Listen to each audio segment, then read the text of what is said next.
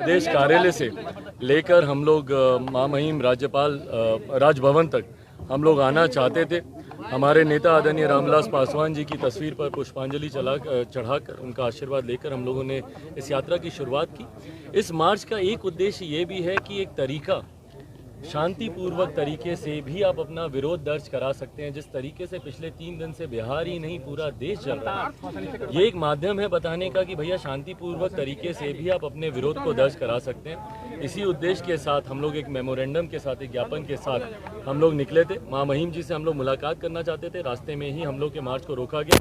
हम लोगों ने बिना पुलिस वालों से कोई बहस या किसी भी तरीके के वाद विवाद में हम लोग पढ़ना ही नहीं चाहते थे, क्योंकि हम उनकी भी मनोस्थिति समझ रहे हैं। पिछले 3 दिन से वो बिहार को संभालने का ये लोग प्रयास कर रहे हैं, उसमें उनकी कठिनाई हम लोग बढ़ाई, ये हम लोग नहीं चाहते थे। जहां उन्होंने रोका हम रुके। उन्होंने हमें विश्वास दिलाया कि महामहिम जी से आपकी मुलाकात होगी। पहले 5, फिर 6, फिर 11 सदस्यीय प्रतिनिधिमंडल का उन्होंने आग्रह किया। उनके साथ हम लोग आए। बहरहाल महामहिम जी से तो प्रशासन के लोग हम लोग की मुलाकात नहीं करा पाए, पर महामहिम जी के वरिष्ठ अधिकारियों के समक्ष राजभवन में हम लोगों ने अपने ज्ञापन को हम लोग सौंप कर आए हैं। उसमें प्रमुखता से वो आपके साथ साझा भी किया जाएगा। मैं सोशल मीडिया अपने प्लेटफॉर्म से भी इसको डालूंगा। उनके उस ज्ञापन में प्रमुखता से व्यापक तौर पर हर विषय का हम लोगों ने जिक्र किया है कि क्यों हम लोग चाहते हैं कि भैया इस अग्निपथ जो ये नीति बनी है इसको क्यों वापस लिया जाए, क्या इसमें लूप होल्स हैं, वो तमाम विषयों का जिक्र हम लोगों ने किया। मैं उम्मीद करता हूँ कि महामहिम जी के माध्यम से केंद्र सरकार और आदरणीय महामहिम राष्ट्रपति जी के समक्ष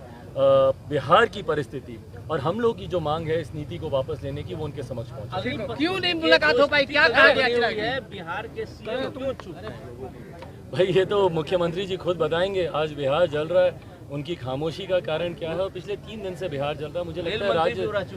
मुझे लगता है कि राज्य सरकार की तरफ से भी ये पहल होनी चाहिए कि युवाओं से बातचीत करें।